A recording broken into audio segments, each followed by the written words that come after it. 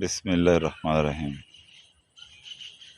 আল্লাহু লা ইলাহা ইল্লা হুয়াল হাইয়ুল কাইয়্যুম লা তাখুযুহু সিনাতাও ওয়া লা নাওম লাহু মা ফিস সামাওয়াতি মা ফিল আরদ মান যাল্লাযী ইয়াশফাউ ইনদাহু ইল্লা বিইজনিহি ইয়ালামু মা বাইনা আইদিহিম ওয়া মা খালফাহুম ওয়া লা ইউহীতুনা বিশাইইন মিন ইলমিহি ইল্লা বিমা শাআ ওয়াসি'a কুরসিয়্যুস সামাওয়াতি ওয়াল আরদ ওয়ালা ইয়াউদু হিফযুহুমা ওয়া হুয়াল আলিয়্যুল আযীম।